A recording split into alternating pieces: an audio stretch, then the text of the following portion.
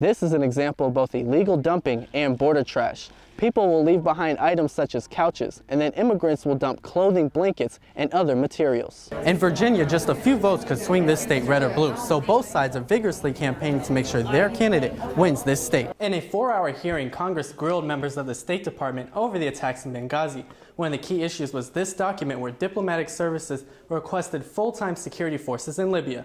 Produce like this red pepper is basically a ticking time bomb. The longer it waits in these trucks at the border, the more expensive it will be.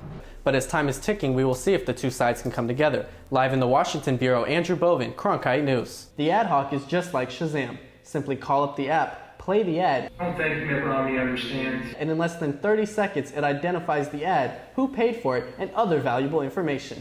Childhood obesity is an epidemic in this country, and today a group of retired military officials said that epidemic is putting our country at risk. So early voting is quickly becoming the way to vote in Arizona. Cronkite News reporter Corey Galvin was out at the polls today. She's live in downtown Phoenix. Corey? Hi, I'm Sienna, and I'm a volunteer with the Obama campaign here in Arlington. Hello, Michael. My name is Joe. I'm volunteering today for Mitt Romney and Republican Party. The campaign signs have been posted and the ads have been airing, and now it's crunch time for these volunteers. Well, if we can turn it purple, then it even helps us.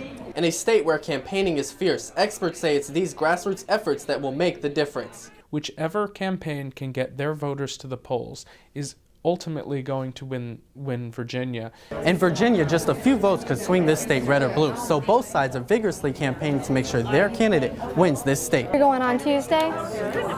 Okay, wonderful. Obama won Virginia in 2008, and now the state is up for grabs, making volunteering that much more exciting for these dedicated volunteers. It shows that what we do matters, and that the people that we talk to and our friends, relatives, and neighbors do have an influence on what happens on election day. And in a state bombarded by TV ads, volunteers say people appreciate the human interaction. We don't memorize fact sheets and we don't worry about statistics. We talk about how President Obama impacts our lives and our families' lives. And as both sides make the calls to get people to the polls on election day, they know they are playing a pivotal role in a pivotal state.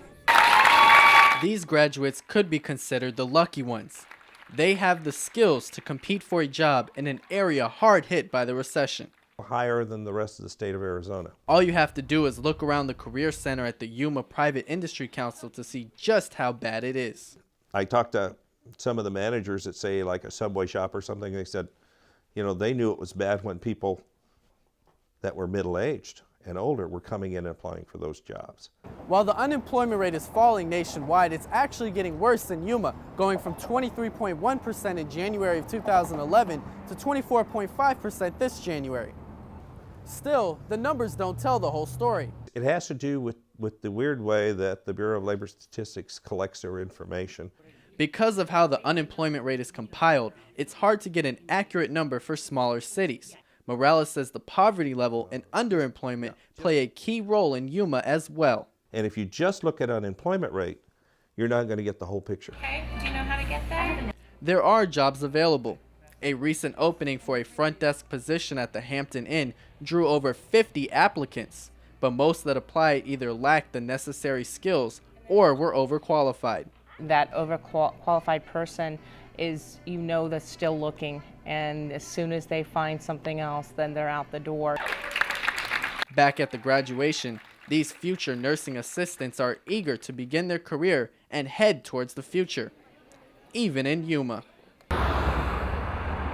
As cars speed by the historic Route 66 in Kingman, they are more likely to be reminded of current economic conditions rather than classic times. About a year ago, this motel was on the brink of foreclosure. I took the key and put it on the desk and say, please, you can foreclose on me. I'm sorry. I can't make it anymore like any other businesses in these days. But thanks to a bank with some vision, this couple is trying to take a step back in time and make a successful 21st century business.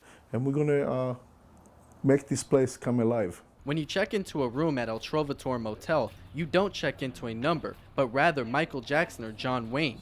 Each room is decorated in the memory of a Hollywood icon. Especially, you know, ladies like, well, maybe if I spend the night in this room, I'll have a nice dream where I'm I'm with Elvis. I can go to sleep with Elvis and I can wake up with Elvis. Sam and his wife Monica are remodeling the motel to make it look like the classic Route 66 era.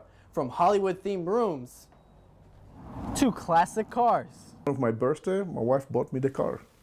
It was a little bit in pieces, and we restored it.